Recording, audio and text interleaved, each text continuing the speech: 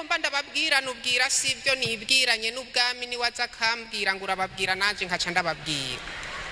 uwonya n'ubwami rero nkunda kubabwira nubwira numwe yabwira Petero aterega Petero nta wahevye ivyiwe ku bwanje ubwami atari ubwiwe aho yari kwagerageza gutera intege Petero ngo ntava mutangwa atahe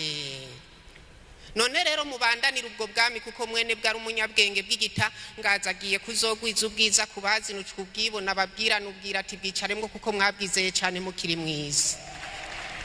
abajya kw'ivyo bw'ubwo bw'amatabu ryajya ntibaba bakijyana canke ngo bajyarukanire mu rugendo biberaho nka Naomi na Rusi basuhukiye ahandi hantu bose naho zari impakare kubw'urupfu ntampane yigeze ibabamwe ariko no munsi abantu bubu bamwe iyo bibagoreye mu rushengero baca batangura kugira ngo ni bagenzi babo babagerageje bagatangura kubita ngo ni ba Pilato kandi aribo batagira ibirato byo mu buryo bw'impwemu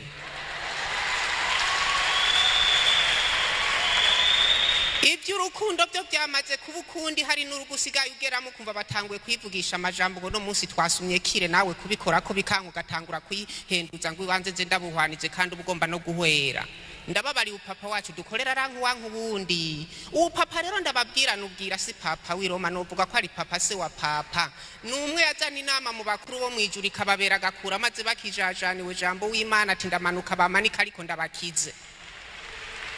reka iyo mana yo mwijuru tuzogume tuyikorera niya karoro uhorese nka cakidara mudande Nebukadineza yaza kudararangira ahantu Babuloni ararikira abantu bose kugisenga umusore Saduraka na Meshaki na Abedinego tishigireho sha ico n'igishushanyo kandi nko mwisaha ikinyuma cari gikubitiwa hasi asanze baza bigendagendera mu muriro urigara nk'ugenda uritongo ritagira amatati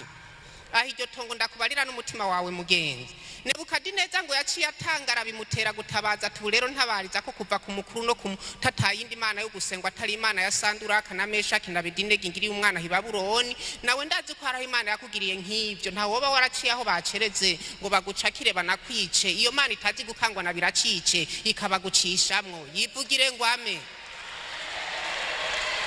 uwo mwami wanje nzama ndamuyaga nk'abaraho biyazi kiyaga kibabereye agahwekere bagira bahwere barabigishwa ngo ico gihe barakura amazi mu bwata ariko bugashishikara ku bwata ariko kuberanye n'ubwami yari muri bwo ngo abwira ikiyaga ngo hora bose ngo aho rero tugiye gukira ndababari abizera tugiye gukira ariko mugabo rero dukura cyane mu mpwemu kuko tutakiri kure y'ukwihana kwa babandi usanga bihanye ukwihana kuvanze no kwihinguza abo kuba maso kurusha abandi n'abasenzi kuko ariyo masigasigi ishengero hajya hagezeho abasenzi basanze arabasanzwe bose atanaca baswiragiza nk'imiswi y'inkoko none bakozi b'Imana Nehemiya we amaze gutwagwa ari nyagani Babuloni Yerusalemu ngo ntihacice umushaka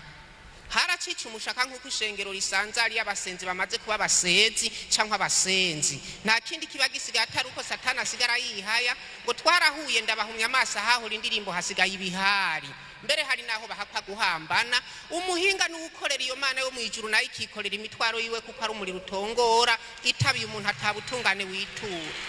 n'abatware yo twara kugo rubanza botwenga bakaca bamubwira nubwira ngo ya mama twara utamena kuko utamenya ico wubaho ukaza kubaho kita yuba yubica isahani Satani yarira kubutakiyuburura iyo mana yacu ngo yihorera nk'itahara ariko ruhuya rahungura ugutwi yabariye yo nangwa agenda ninewe nawe ngo yari umushinga ntaye w'amashiringisha wasawa cayishiramo kwigira itarushishi ngo ashike mu rutarusize arasinzira ngo yayisize imaze kubashira ku rusisa wasawa kuko abonye kwa rusizwe ngo nshira mu kiyaga yera yambonye haleluya abantu rero nkunda kubabwira nubwira ngo zamurajya bakajya bakaca bajya n'ibitari byabo aho kujya 4 na 5 ngo 5 kibi ca 10 c'Imana abakristo bubu bamanyura yose aho kujya 9,000 ngo 1000 kibi ca 10 c'Imana abakristo bubu bamanyura yose sinzi ko Imana isigaye ituri gatugwa hasi nasuzumye muri Yesu nsanga basumba bose bo mu isi bamwe nabo mu rushengero kuko biba bakibana Imana kandi menyera kuri bitarabo hajya mvuze ko bayibitabona no bambeshe bayibibona ikacibarira Yesu ngo ntubonaga Yesu bamwe baza gusanzarira ku musaraba ingene bansahura nayo ngo ibyabona 2 canke 3 biracindisha umuntu canke bikamucindanishiriza iyo mana tuziga ko byinshi kandi byiza yo yifise ibyabona 66 bigize Bibiliya n'ibici 1266 reka ndabisozerere ko nsezera icabona ca mbere c'Imana n'itanguriro kuvayo abarewi guharura gusubira mu byagezwe Yosuwa abacamanza Rusi tabo ca mbere ca Samweli ca kabiri ca Samweli tabo ca mbere c'abami ba kabiri ngoma ya mbere ngoma ya kabiri Ezira Nehemiya Esiteri Yobu Zaburi Imigani Umusiguzi Indirimbo Yesaya Yeremiya Gucura intimba Ezekiel Daniel Hoseya Yoweri, Amose, Obadiya, Yona, Mika, Naumu, Habakuki, Zefaniya, Hagayi, Zekariya, Maraki. Ni Matayo, Mariko, Luka, Yohana, byakozwe n'intumwa, Abaroma, cece ca mbere c'Abikorinto, cece ca kabiri c'Abikorinto, Abigalatiya, Abanyefeso, Abifilipi, Abikolosayi, cece ca mbere c'Abitesalonike, cece ca kabiri c'Abitesalonike, cece ca mbere ca Timoteyo, cece ca kabiri ca Timoteyo, ni Tito, Filemoni, Abaheburayo, Yakobo, cece ca mbere ca Petero, cece ca kabiri ca Petero, cece ca mbere ca Yohana, cece ca kabiri ca Yohana, cece ca gatatu ca Yohana, Yuda n'ivyahishuro Yohana. Nahacu rero kwihana tutarahambarirwa niyo Mana iharura itarinze guharuza karikatiri, kuko hanurwa kenshi akagamikizosi atazobura kuvuna kugwa giturumbo katagira gitabara. Iyo Mana tuziga ko byinshi kandi byiza ikidushira ku bici 1266 bigize Bibiliya. Igitabo cy'itanguriro kizwe n'ibice 50, kuvayo n'ibice 40, Abarewi n'ibice 27, guharura n'ibice 36, gusura byagezwe ni 34, Yosuwa ni 24, Abacamanza ni 21, Rusi n'ibice 4, igitabo cya mbere cya Samuel kizwe n'ibice 31, cya kabiri cya Samuel ni 24, abami ba mbere ni 22, abami ba kabiri ni 25, ngoma ya mbere ni 29, ngoma ya kabiri ni 36, Ezira n'ibice 10, Nehemiya n'ibice 13, Esiteri n'ibice 10, Yobu n'ibice 42, Zaburi niyo ya mbere ifise ibice 150,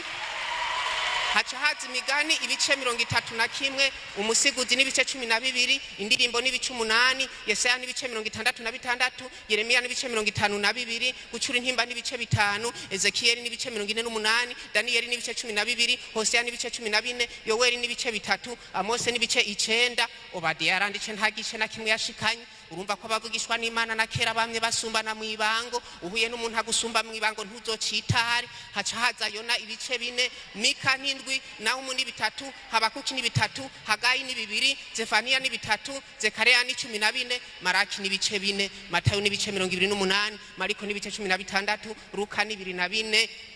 Yohana ni 21, Ibyakozwe n'intumwa ni ibice 28, Abaroma ni ibice 16, Korinto ya mbere ni ibice 16, Korinto ya kabiri ni ibice 13, Abigalatiya ni ibice 6, Abanyefeso ni 6, Abifilipi ni 4, Abikolosayi ni 4, cece ca mbere c'Abitesalonike kigizwe n'ibice 5, ca kabiri c'Abitesalonike kigizwe n'ibice 3, cece ca mbere ca Timoteyo kigizwe n'ibice 6, ca kabiri ca Timoteyo ni 4, Tito ni 3, Filemoni yaranditse nta gice na kimwe yashikanye. Urumva ko nabavugishwa n'Imana bakera basumbana, n'ububonye umuntu agusumba mu ibango ntuzocitare. Haca haza Abaheburayo ibice 13, Yakobo n'ibice 6,